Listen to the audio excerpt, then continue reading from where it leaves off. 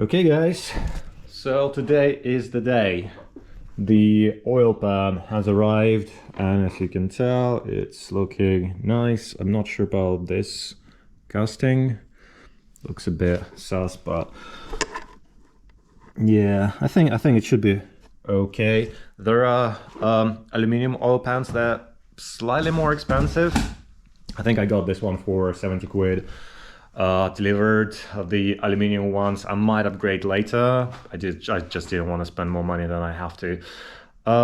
If you watched the previous episode, we were about to drop this engine back into the car. This is the new one from a breaker's yard, until I discovered that the oil pan has a tiny little crack and it's sipping oil.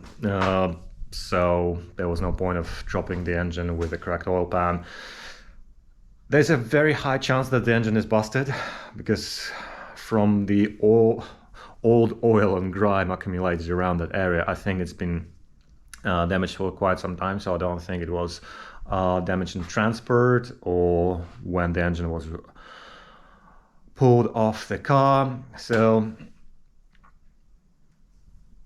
we might have to do it again. I mean, removing the engine, but there's no actual way to check it. I mean, there are no metal shavings or metal looking debris or anything like that, so we're just gonna swap the oil pans really quickly and yeah, hopefully the second time will be the charm.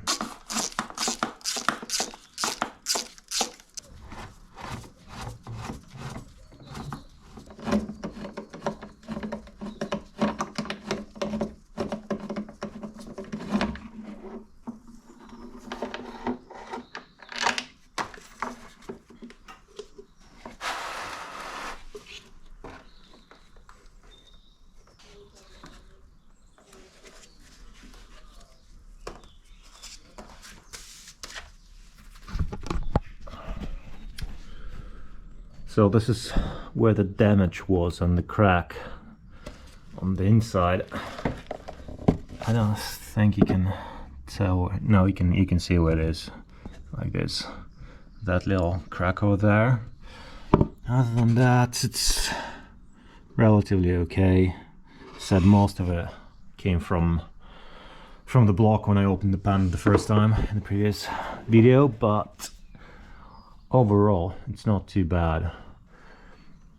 I'll need to replace the chain guides, chain tensioner. I think this is the tensioner, but I'm not gonna be doing it right now. I'll give it a nice quick clean. I think in the previous episode I mentioned that it's got a little bit of play. I'll try to tighten this, see if it's gonna do anything, but I don't think so. You can see there is a gap, so I don't think it's meant to be pressed down. So overall the chain doesn't look too bad. Yeah, I'm not stoked about all this old oil, but again, nothing we can do about it at this stage.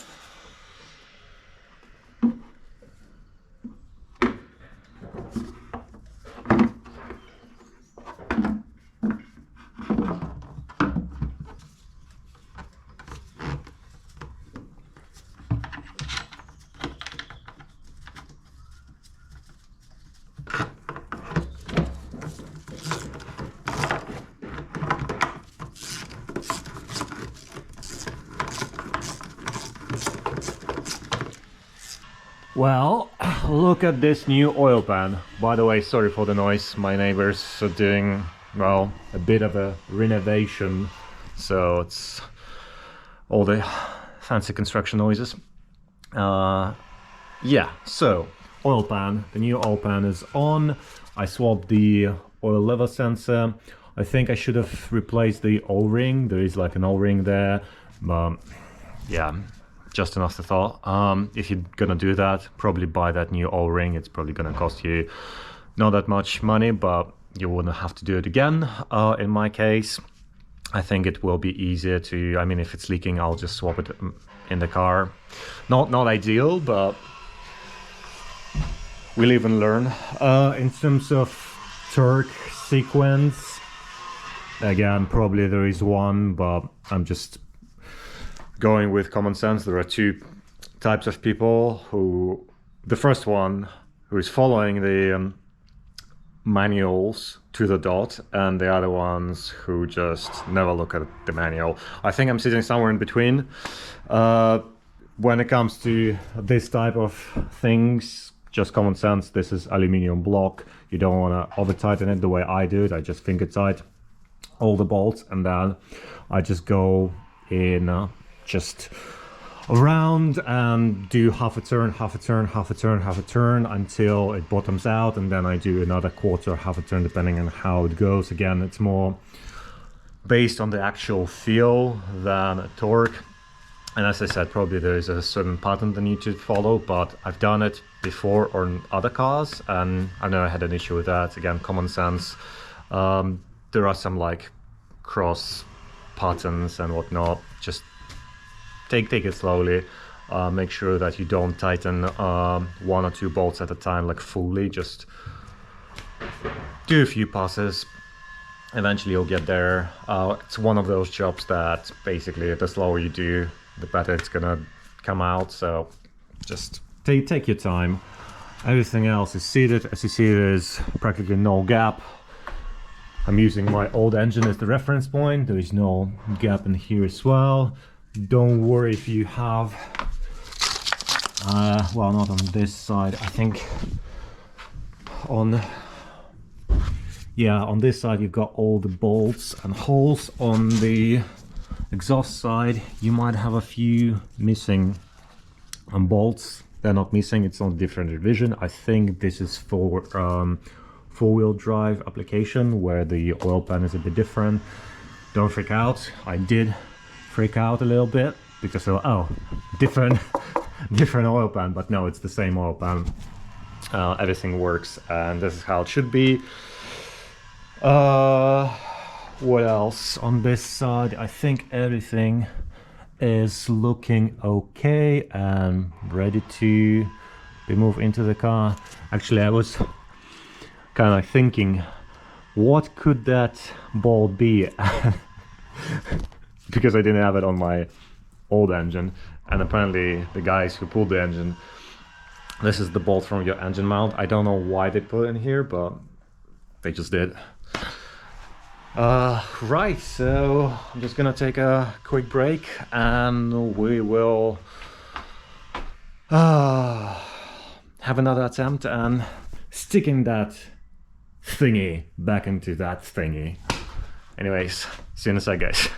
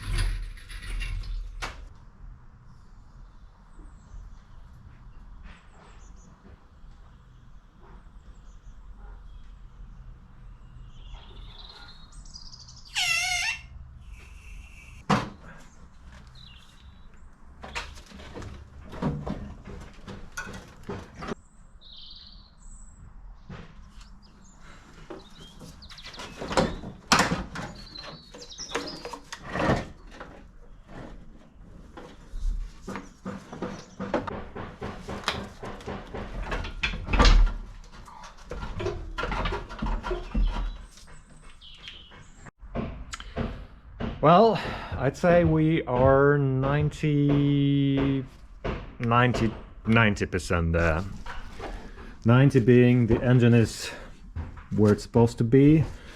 It's still being held by the crane, but the engine is attached to the engine box, and well, I'm using only like a handful of bolts. I use the trans bolts just to grab the engine to the box and slowly start aligning them together, because without that it was massive pain. So use the bolts, but again, try not to strip the threads. Engine brackets, engine mounts, all where it's supposed to be. Overall, on a scale from 1 to 10, I'd say solid 6.5. If you can get an extra hand, well, better too, because usually they come in pairs, but whatever you can get. By yourself it's doable, but you have to maneuver the crane, the jacks, and it's just takes so much time. Probably next time I'm gonna be use the hopefully there is no next time, but who am I trying to deceive? Come on. Engine leveler, probably the best way to go about it. Doable. I did it with one mounting point.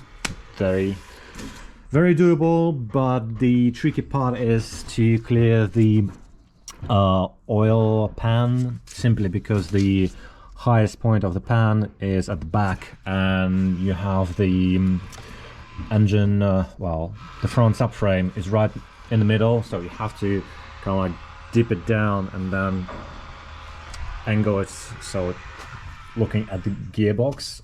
Once you start doing it, you'll figure it out, but yeah, just be careful not to damage the oil pan, because if you drop it, it will land on the subframe, and yeah, not ideal. Probably next time I'll go for an aluminum one just to be safe.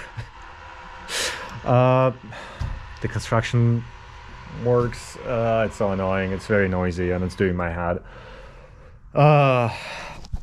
The goal is to basically drop the engine and leave it where it is right now. I don't have any energy to keep going.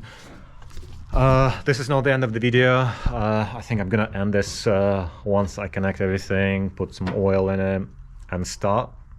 Hopefully it starts, but we'll see. Anyways, not saying goodbye. See you in a moment, guys. I really want to start it today, guys. I'm not gonna tighten every single bolt, or I don't plan even installing every single bolt right now. It's just to confirm that the engine is in a good shape. So I'm gonna put a few bolts at the bottom of the gearbox, because right now there's a bit of a gap between the engine and the trans, and I wanna make sure that we're not gonna ruin our flywheel or anything like that.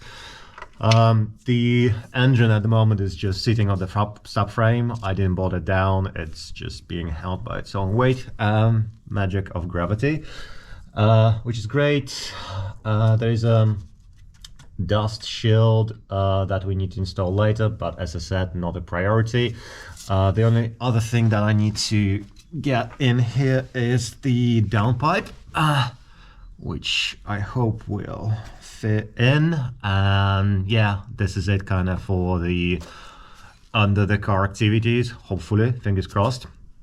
And we're gonna go upstairs and put all the wiring back in. I don't think I'll connect the coolant hoses. It's gonna be a quick start. I don't think it's gonna run for more than a couple of minutes. It's just to, again, make sure that there are no weird noises, knocks, or anything like that. If it's all running good, the next episode is going to be us making sure that it can drive. So, yeah, let's feed that downpipe in.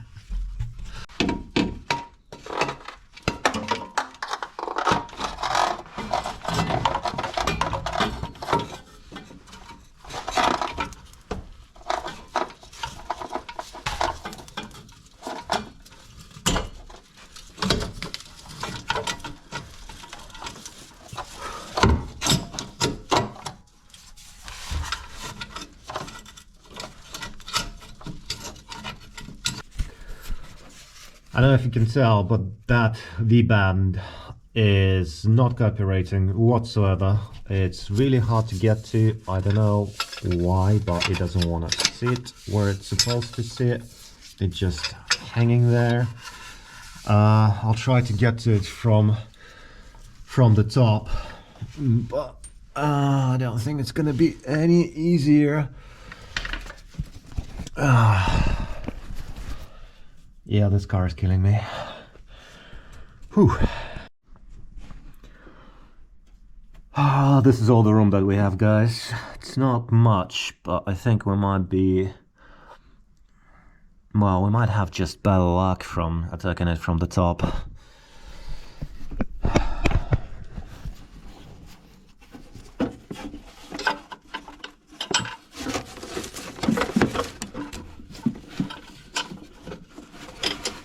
Kinda tell where it's not sitting properly. I guess I should have mounted to the bracket first and then try to get a line here, but I don't know if it's any better. I'm just gonna continue trying getting it in place from here, so we'll see how it goes. Whew! I made it, guys. Probably the most silly, annoying and difficult part of this engine installation, that we deband. The deband is awful. It's so hard to get into. You have to put it at a certain angle so it's not fouling the steering column, because otherwise, well, it's going to be catching the steering column. You don't want to do that, and there's no much room, honestly. Like, you can't get to it, you can't see it, you have to do everything by feel, and it's annoying. So the way I did it, and again, I'm by myself, the wonderful, magical jack. If you have any sort of a gap, you won't be able to close the clamp. Yeah, annoying. About an hour in, one clamp installed. Good stuff. The next course on the menu is our wonderful wiring. We just need to reconnect everything where it's supposed to go.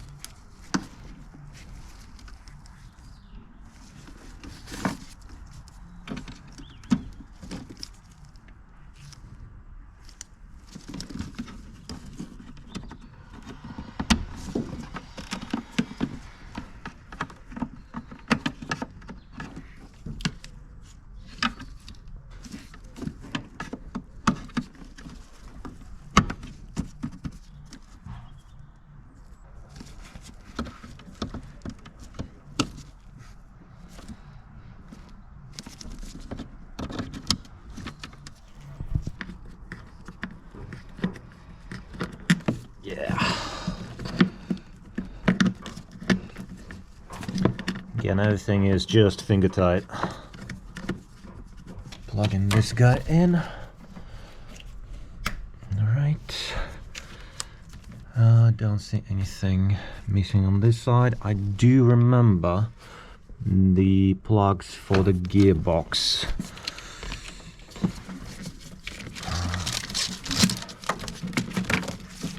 This one is probably your reverse light. Goes down.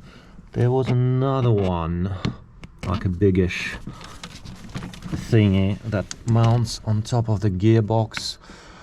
Then I'm probably gonna leave it unplugged in case we need to remove the gearbox. This is the AC compressor, which I again need to mount.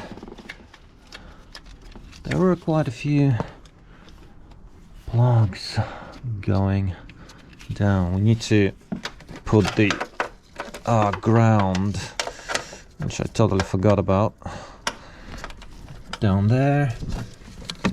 This one, don't remember where it goes, but looks like muff sensor. Where's that plug?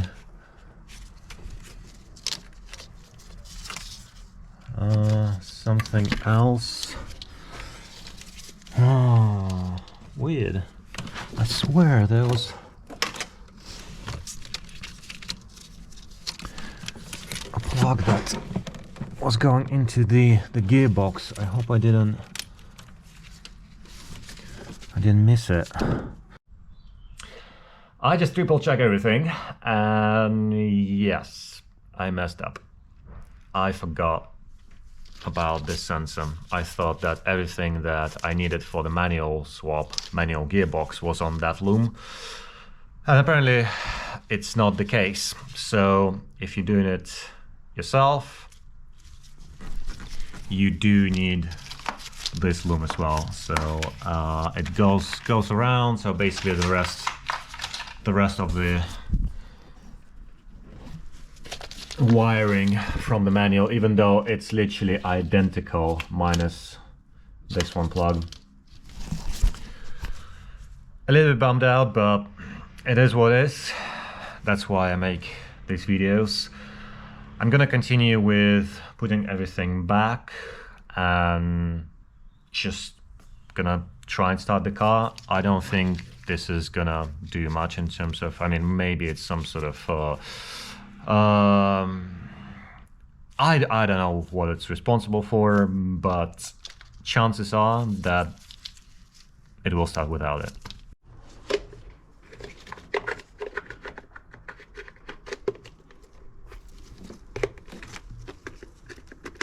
By the way, you can't really mix these connectors up because everything goes only in one way, so it's relatively easy. You don't have to mark anything.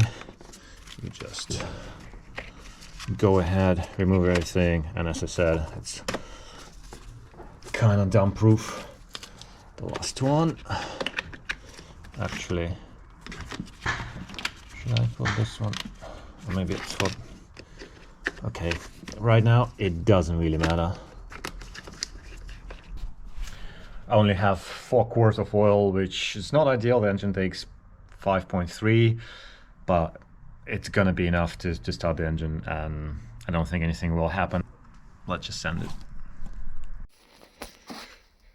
My GoPro just died, so the rest is gonna be on my phone, and apologies for the quality. Actually, quality might be slightly better. So I disconnected the ignition coils, I disconnected the fuel, whatever thingy is this thingy. Basically, I just want to crank it a couple of times just to build up some oil pressure, and I don't want any fuel or anything, sparks going on while I'm doing that. Yeah, I put 4 quarts of oil.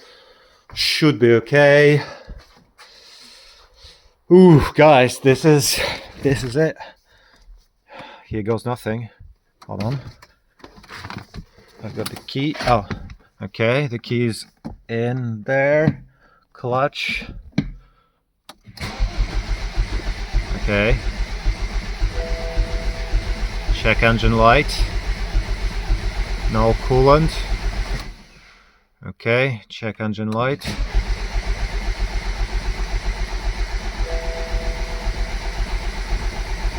Sounds good.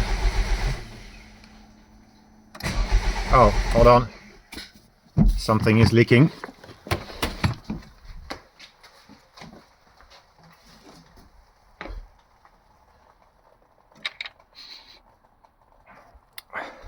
Smells like fuel. Yeah, it is fuel. Okay, I didn't put this thing properly on. Why is it? Oh, okay, so this is it. Whew! That thing scared me. Okay, now everything is connected. Oh, hold on, it's a bit sparky.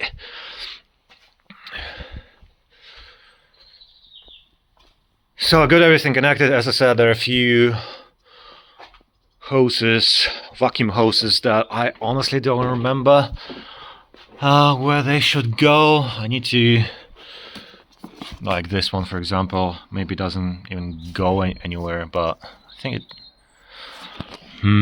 Anyways, we'll figure it out later. Right now, I reattached all the connectors, put the ignition coils back in, connected them. So this little vacuum hose, it goes onto the engine cover. There's sort of, like as I said, vacuum box there. This one, I don't know if it's supposed to be unplugged or plugged. I'm gonna leave it as is. There's nothing else going onto it. It just, I think the boost solenoid or something. Oh yeah. I do remember. The car is telling me that I left. Oh, the battery. Okay. Let's do it again. What? Okay. Come on.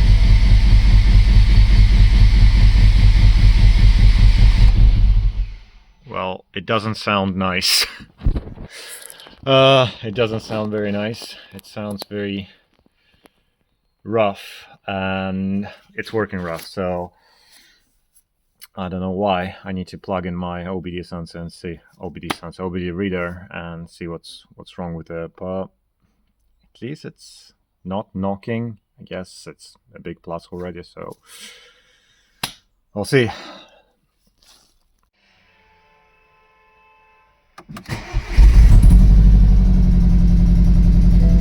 It's working! Still check engine light, but I think I know the issue well. I have an idea, but it's misfiring, but it's running. It's running! It's running really well. Well, still misfiring, but not big of an issue. Awesome!